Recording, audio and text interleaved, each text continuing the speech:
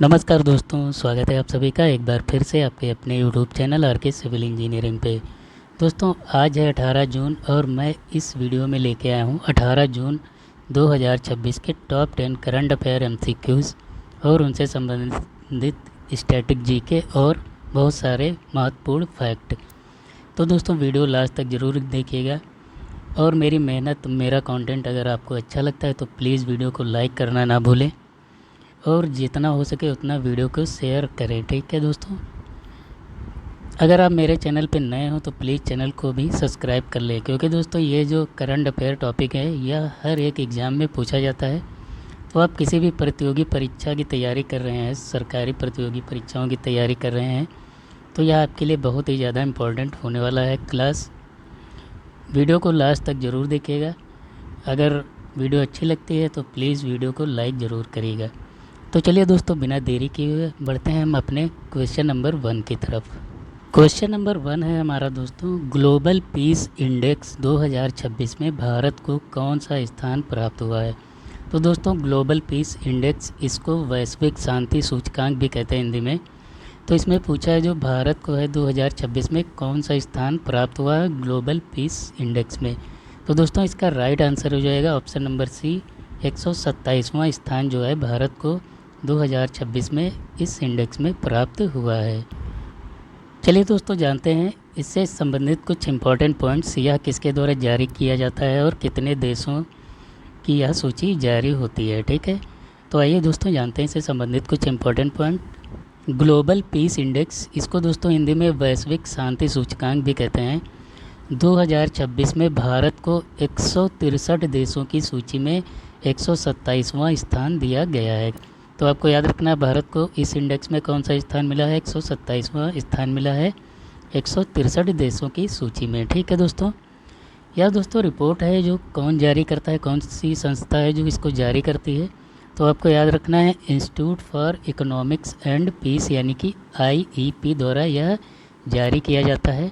और एक चीज़ आपको और बता देता हूँ, जो IEP है इसका जो मुख्यालय है दोस्तों सिडनी ऑस्ट्रेलिया में है। ठीक है, IEP का जो मुख्यालय है वो कहाँ पे है, सिडनी ऑस्ट्रेलिया में है। ये भी आपको पॉइंट याद रखना है। बात करें दोस्तों दुनिया का जो सबसे शांतिपूर्ण देश है वो कौन सा है, तो आपको याद रखना है आइसलैंड जो है दुनिया का सबसे शांतिपूर्ण देश है, सबसे नंबर 1 पर है इस सूचकांक में। ठीक है, और यह दोस्तों लगातार 19वें वर्ष इस पर रहा है। ठीक, वहीं बात करें दोस्तों एशिया का सबसे शांतिपूर्ण देश कौन सा है, तो आपको याद रखना है भूटान जो है, भूटान देश जो है यह एशिया का सबसे शांतिपूर्ण देश है जो 16वें स्थान पर है इस सूचकांक में। वहीं बात करें दोस्तों टॉप 5 कंट्री कौन कौन सी हैं जो इस सूचकांक में टॉप 5 कंट्री हैं। तो दोस्तों पहले पे तो मैंने अभी आपको बताया आइसलैंड है, दूसरे पे दोस्तों न्यूजीलैंड हो जाएगा, और तीसरे पे दोस्तों स्विट्ज़रलैंड है, और चौथे पे स्लोवेनिया है, और वहीं 5वें स्थान पर दोस्तों इस सूचकांक में आयरलैंड है। ठीक, तो ये सारे पॉइंट थे इस प्रश्न से संबंधित, आप इनको नोट कर लीजिएगा। नहीं तो दोस्तों मैं इसकी PDF आपको फ्री में दे दूँगा। इसका टेलीग्राम चैनल का लिंक मैं आपको इसके डिस्क्रिप्शन, वीडियो के डिस्क्रिप्शन में दे दूँगा, जहाँ से आपको ये फ्री में डाउनलोड कर लेना। ठीक है दोस्तों, बढ़ते हैं दोस्तों अपने अगले प्रश्न की तरफ। Question number 2। क्वेश्चन नंबर 2 हमारा क्या है, हाल ही में नासा ने अपने आगामी चंद्र मिशन आर्टेमिस 3 के लिए मिशन कमांडर किसे नामित किया गया है। तो दोस्तों हाल ही में अभी नासा ने जो अपना ये आगामी जो इनका चंद्र मिशन है आर्टेमिस 3, यह दोस्तों 2027 में लॉन्च होगा। ये आपको याद रखना है 2027 में यह लॉन्च होगा। तो इसमें पूछा है कि इस मिशन के लिए जो मिशन कमांडर है इसे किसे नियुक्त किया गया है। तो इसका दोस्तों राइट आंसर हो जाएगा option number A, Randy Bresnick. Randy Bresnick जो है इनको जो है आर्टेमिस 3 के लिए मिशन कमांडर के रूप में नामित किया गया है। आइए दोस्तों जानते हैं इससे संबंधित कुछ इम्पॉर्टेंट फैक्ट्स। नासा ने अपने आगामी आर्टेमिस 3 मिशन के लिए रैंडी ब्रेसनिक को मिशन कमांडर नामित किया है। तो आपको ये नाम याद रखना है। ये दोस्तों आप इनकी फ़ोटो देख सकते हैं। ठीक है दोस्तों, ये हैं दोस्तों, ये आप तीसरे नंबर पे रैंडी ब्रेसनिक, इन्हीं को दोस्तों जो है मिशन कमांडर आर्टेमिस 3 का नामित किया गया है।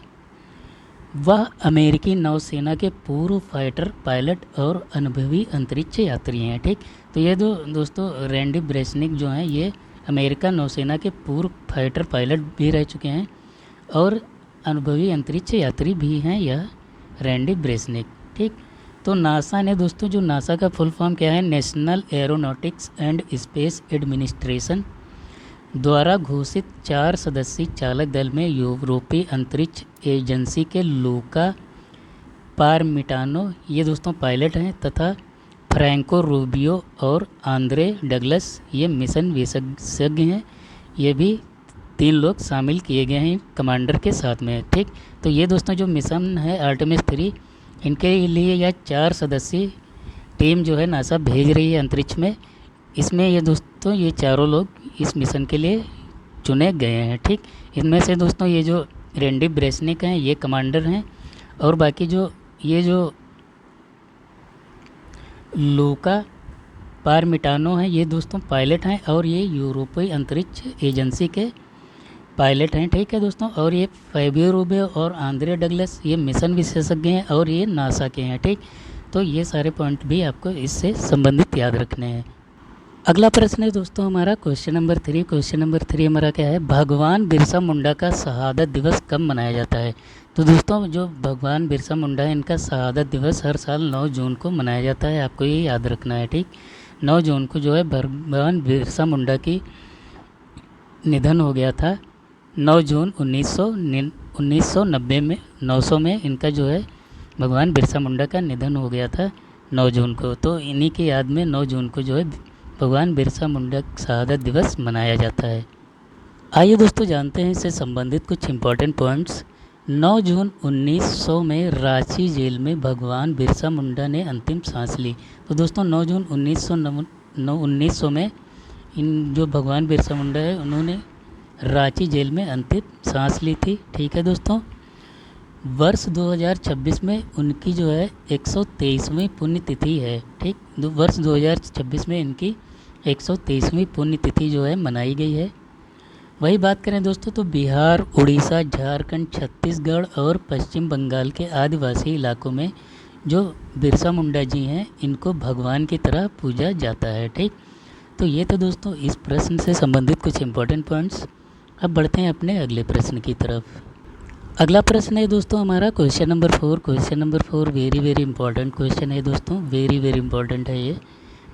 भारत ने कौन सी बार सैफ महिला चैंपियनशिप 2026 का खिताब जीता है। तो दोस्तों इसका राइट आंसर हो जाएगा ऑप्शन नंबर ए, छठी बार। छठी बार जो है भारत ने सैफ महिला चैंपियनशिप 2026 का खिताब जीता है। ठीक, ये आपको याद रखना है कि कौन सी बार जीता है, तो आपको याद रखना है 6वीं बार जीता है यह खिताब भारत ने। अब आइए दोस्तों जानते हैं सैफ महिला चैंपियनशिप 2026 के बारे में कुछ इम्पोर्टेंट पॉइंट्स। इसका आयोजन कहाँ हुआ था और कौन सा किसको क्या अवार्ड मिला है इस चैंपियनशिप में। तो दोस्तों बात करें तो इसका जो संस्करण कौन था, तो वो आपको याद रखना है सैफ महिला चैंपियनशिप का यह 8वां संस्करण था। कौन सा संस्करण था, 8वां संस्करण था 2026 में। ठीक है दोस्तों, ये पॉइंट आपको याद रखना है। यह टूर्नामेंट जो है 25 मई से 6 जून 2026 तक भारत के गोवा के मडगांव में स्थित जवाहरलाल नेहरू स्टेडियम में आयोजित किया गया था। तो दोस्तों अगर पूछता है कि सैफ महिला चैंपियनशिप 2026 का आयोजन कहाँ किया गया था, तो आपको याद रखना है अपने प्यारे भारत में इसका आयोजन किया गया था। और भारत के किस राज्य में किया गया था, आपको ये भी याद रखना है, गोवा में किया गया था और जवाहरलाल नेहरू स्टेडियम में इसका आयोजन किया गया था। ठीक, बात करें दोस्तों तो इसमें विजेता टीम कौन सी रही है, तो आपको याद रखना अपना प्यारा भारत जो है इसमें विजेता रहा है और यह जो है 6वां खिताब भारत ने 6वीं बार यह चैंपियनशिप अपने नाम की है। वहीं बात करें दोस्तों यह इसका जो उप विजेता कौन है, तो आपको याद रखना है बांग्लादेश जो है। फाइनल मैच में क्या हुआ था, भारत ने जो है बांग्लादेश को 3-1 से हराया था। ठीक है दोस्तों, ये पॉइंट आपको याद रखना है। इस टूर्नामेंट में कुल कितनी टीमों ने भाग लिया था, तो आपको याद रखना है 6 टीमों ने भाग लिया था। कौन कौन सी, भारत, श्रीलंका, बांग्लादेश, भूटान, नेपाल और मालदीव, इन 6 टीमों ने कुल भाग लिया था। वहीं बात करें दोस्तों पुरस्कार और सम्मान की, तो इसमें कौन सा किसको क्या पुरस्कार मिला है, तो इसमें दोस्तों जो मोस्ट वैल्यूएबल प्लेयर यानी कि MVP कौन रहा है, तो आपको याद रखना है सैनफिडा नोंग्रम। ये भारत की खिलाड़ी हैं, ये जो है मोस्ट वैल्यूएबल प्लेयर बनी है इस किताब में। वहीं बात करें दोस्तों टॉप स्कोरर या सर्वाधिक गोल किसने किए हैं पूरे टूर्नामेंट में, तो आपको याद रखना है अवेका सिंह, ये भी भारत की हैं, इन्होंने कुल 4 गोल किए हैं। ठीक है दोस्तों। वही बात करें दोस्तों सर्वश्रेष्ठ गोलकीपर की कौन बना है, तो आपको याद रखना है पंथोई चानो इलांग बम, ये भी दोस्तों भारत के, इन्हें सर्वश्रेष्ठ गोलकीपर का खिताब दिया गया है इस चैम्पियनशिप में। ठीक, तो ये थे दोस्तों इस चैम्पियनशिप से संबंधित कुछ इंपॉर्टेंट पॉइंट्स। अब बढ़ते हैं अपने अगले प्रश्न की तरफ। अगला प्रश्न है दोस्तों हमारा क्वेश्चन नंबर 5। क्वेश्चन नंबर 5 हमारा क्या है, अंडर 18 हॉकी एशिया कप 2026 की विजेता टीम का नाम बताएं। तो दोस्तों अभी under 18 hockey Asia cup Japan में आयोजित हुई, इसका आयोजन कहाँ हुआ आपको याद रखना है, जापान में यह आयोजित की गई है।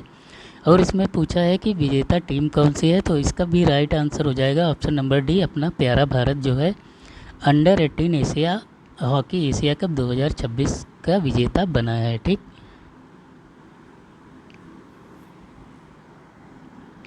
आइए दोस्तों जानते हैं इससे संबंधित कुछ इम्पोर्टेंट पॉइंट्स। भारत ने मेज़बान जापान को 4-1 से हराकर अंडर 18 हॉकी एशिया कप 2026 का खिताब अपने नाम कर लिया है।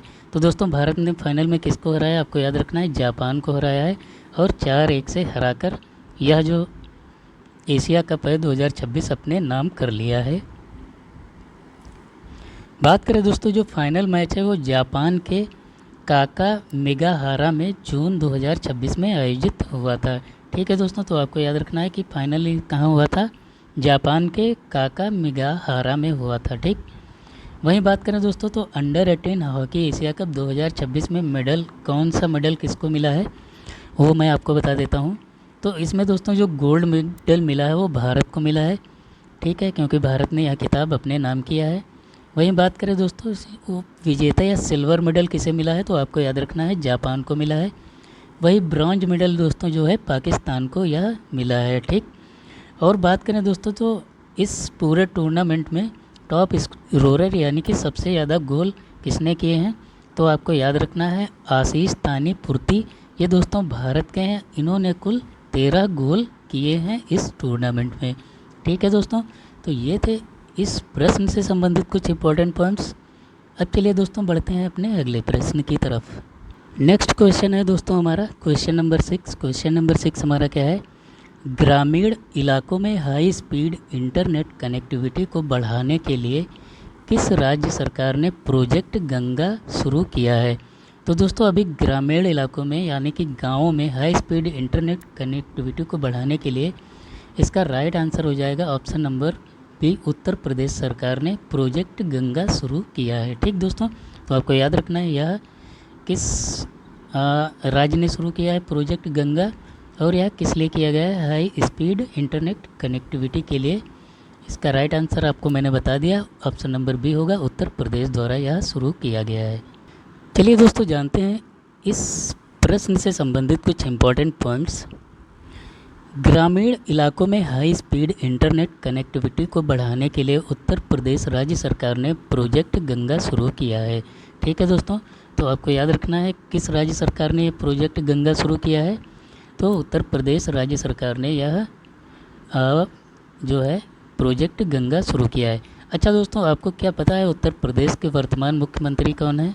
अगर आपको पता है तो कमेंट करके उत्तर में ज़रूर बताना। ठीक है दोस्तों, इस प्रोजेक्ट का जो मुख्य उद्देश्य कौन सा है, तो क्या है, तो ये दोस्तों को राज्य के जो दूर दराज के इलाकों जैसे गाँवों में गंगा फाइबर के माध्यम से किफ़ायती और तेज़ इंटरनेट पहुंचाना है। ठीक दोस्तों, तो इसका जो मुख्य उद्देश्य क्या है, राज्य के जो दूर दराज के इलाकों यानी कि गाँव में गंगा फाइबर के माध्यम से किफ़ायती और तेज़ इंटरनेट पहुंचाना, इसका जो है मुख्य उद्देश्य है प्रोजेक्ट गंगा का। इसका दोस्तों जो नाम क्या है, प्रोजेक्ट गंगा का पूरा नाम क्या है, तो आपको याद रखना है government assisted network for growth and advancement. ठीक, यह प्रोजेक्ट गंगा का पूरा नाम है।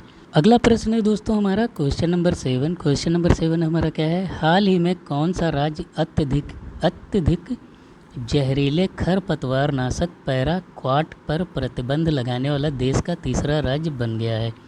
तो दोस्तों अभी हाल ही में जो है अत्यधिक जहरीले खरपतवार नाशक पैराक्वाट पर प्रतिबंध लगाने वाले देश का तीसरा राज्य, इसका राइट आंसर हो जाएगा ऑप्शन नंबर ए, तेलंगाना बन गया है। चलिए दोस्तों जानते हैं इससे संबंधित कुछ इंपॉर्टेंट पॉइंट्स। अत्यधिक जहरीले खरपतवार नाशक पैराक्वाट, ये दोस्तों आप इसकी इमेज देख सकते हैं, ये पैराक्वाट होता है। यह क्या करता है दोस्तों, यह जो जब किसान भाई फसल बोते हैं तो फसल के साथ में कुछ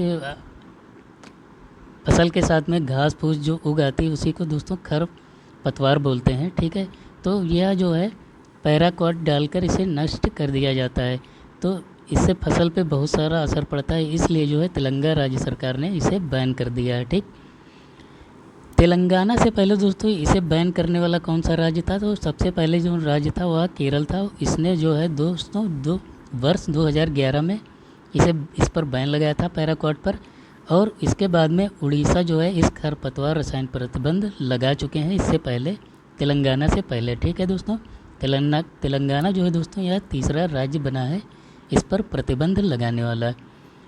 पैराक्वाट क्या होता है दोस्तों, तो पैराक्वाट डाइक्लोराइड एक कृत्रिम खरपतवार नाशक है जिसका व्यापक उपयोग खरपतवारों और घास को नियंत्रित करने के लिए किया जाता है, ठीक। तो यह तो दोस्तों इस प्रश्न से संबंधित कुछ इंपॉर्टेंट पॉइंट्स। अब बढ़ते हैं अपने अगले प्रश्न की तरफ। नेक्स्ट क्वेश्चन है दोस्तों हमारा क्वेश्चन नंबर 8, हाल ही में वैश्विक पवन दिवस 2026 कब मनाया गया है। तो दोस्तों वैश्विक पवन दिवस जो है हर साल 15 जून को मनाया जाता है, ये आपको याद रखना है। कब मनाया जाता है, 15 जून को वैश्विक पवन दिवस मनाया जाता है हर साल। आइए दोस्तों जानते हैं वैश्विक पवन दिवस से संबंधित कुछ इंपॉर्टेंट पॉइंट्स। वैश्विक पवन दिवस यानी कि इसको ग्लोबल विंड डे भी बोलते हैं, हर साल 15 जून को मनाया जाता है। कब मनाया जाता है आपको याद रखना है, 15 जून को हर साल यह ग्लोबल विंड डे मनाया जाता है। इसका मुख्य उद्देश्य जो है दोस्तों पवन ऊर्जा यानी कि विंड एनर्जी के महत्व के बारे में जागरूकता बढ़ाना और स्वच्छ एवं नवीकरणीय ऊर्जा के उपयोग को प्रोत्साहित करना, इसका जो है इस दिवस का मुख्य उद्देश्य है। बात करें दोस्तों तो इसकी शुरुआत जो है 2007 में यूरोपीय पवन ऊर्जा संघ यानी कि EWEA द्वारा की गई थी। दोस्तों एक चीज़ और आपको बता दूं, जो EWEA है, EWEA तो इसका वर्तमान में नाम क्या हो गया है आपको ये भी याद रखना है, विंड यूरोप हो गया है इसका वर्तमान में नाम, विंड यूरोप, ठीक। और इसका नाम कब चेंज किया गया था तो ये भी आपको याद रखना है, 2016 में इसका नाम चेंज करके विंड यूरोप कर दिया गया है, यूरोपीय पवन ऊर्जा संघ यानी कि EWEA का, ठीक। ये पॉइंट आपको याद रखना है। भारत ने 15 जून 2026 को गोवा में वैश्विक पवन दिवस शिखर सम्मेलन 2026 की मेज़बानी की है। तो दोस्तों भारत ने जो है इस साल यानी कि 15 जून 2026 को गोवा में वैश्विक पवन दिवस सम्मेलन की मेज़बानी की है इस दिन के अवसर पर, ठीक है। ये आपको पॉइंट याद रखना है। वहीं बात करें दोस्तों तो हर साल दिवस की जो है कुछ ना कुछ थीम के साथ दिवस मनाया जाता है। तो इस साल जो है ग्लोबल विंड डे की थीम क्या है तो आपको याद रखना है, पवन ऊर्जा महत्वाकांक्षी से तेज़ी की ओर, यानी कि दोस्तों इसको इंग्लिश में बोलेंगे wind energy from ambition to acceleration, ठीक। तो ये तो दोस्तों हमारे वैश्विक पवन दिवस से संबंधित कुछ इंपॉर्टेंट पॉइंट्स। अब बढ़ते हैं अपने अगले प्रश्न की तरफ।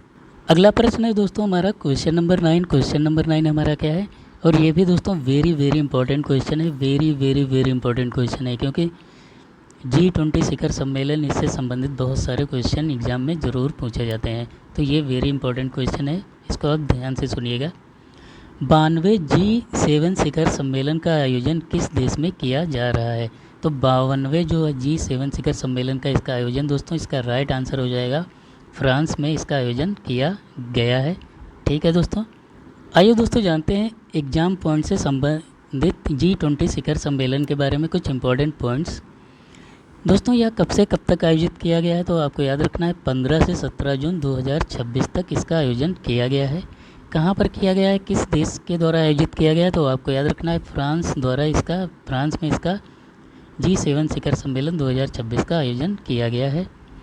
आयोजन स्थल कहाँ है, यानी कि फ्रांस के किस जगह पे यह आयोजित किया गया है, तो आपको याद रखना है एवियों ले बैन में, यह फ्रांस में स्थित है। ठीक है, यहीं पे इसका आयोजन किया गया है।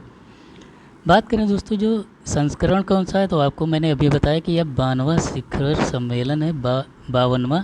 ठीक है दोस्तों, 52वां यह शिखर सम्मेलन है। इसकी जो थीम है दोस्तों क्या है, तो आपको याद रखना है प्रमुख अंतर्राष्ट्रीय चुनौतियों का समाधान करने के लिए मिलकर काम करना। यह जो है इस साल की थीम रखी है G7 शिखर सम्मेलन की। ठीक दोस्तों, बात करें दोस्तों तो सदस्य देश में कौन कौन से शामिल हुए थे, तो आपको याद रखना है Canada, France, Germany, Italy, Japan, United kingdom और अमेरिका जो है इसमें शामिल सदस्य देश शामिल हैं। ठीक है दोस्तों, वही बात करें दोस्तों तो भारत की भागीदारी क्या रही है इसमें, तो यह जो है भारत की G7 में 13वीं भागीदारी है। मतलब दोस्तों 13वें बार जो है G7 में भारत शामिल हुआ, अपना प्यारा भारत। वही बात करें दोस्तों तो जो हमारे देश के जो प्रधानमंत्री नरेंद्र मोदी जी हैं, यह उनकी लगातार 7वीं भागीदारी थी इस शिखर सम्मेलन में। ठीक, तो ये बहुत सारे पॉइंट्स हैं जो आपको नोट कर लेना है। ये दोस्तों वेरी इंपॉर्टेंट क्वेश्चन है। तो ये दोस्तों इससे संबंधित कुछ पॉइंट्स थे। अब बढ़ते हैं दोस्तों अपने अगले प्रश्न की तरफ। नेक्स्ट क्वेश्चन दोस्तों ये हमारे सेशन का लास्ट क्वेश्चन है, क्वेश्चन नंबर 10। आइए ये भी मैं आपको बता देता हूँ। प्रधानमंत्री नरेंद्र मोदी को किस देश का सर्वोच्च नागरिक सम्मान the order of the white double cross first class दिया गया है? तो दोस्तों इसका राइट आंसर हो जाएगा, अभी दोस्तों हाल ही में जो हमारे देश के प्रधानमंत्री हैं, प्रधानमंत्री नरेंद्र मोदी जी, वो अभी स्लोवाकिया की यात्रा पर गए थे 2 दिन की। ठीक है दोस्तों, तो वहीं पे जो इसका राइट आंसर हो जाएगा ऑप्शन नंबर ए स्लोवाकिया। वहीं पे इन्हें दोस्तों स्लोवाकिया का जो है सर्वोच्च नागरिक सम्मान the order of the white double cross first class दिया गया है। ठीक, तो आपको ये याद रखना है किस देश का यह पुरस्कार है और इसका नाम ज़रूर आप लोग याद रखना। ठीक है, ये नाम ज़रूर याद रखना। चलिए दोस्तों जानते हैं इससे संबंधित कुछ इंपॉर्टेंट पॉइंट्स। प्रधानमंत्री नरेंद्र मोदी जी को 14 मोदी जी जो हैं 14 से 15 जून 2026 को स्लोवाकिया के 2 दिन के दौरे पर गए थे।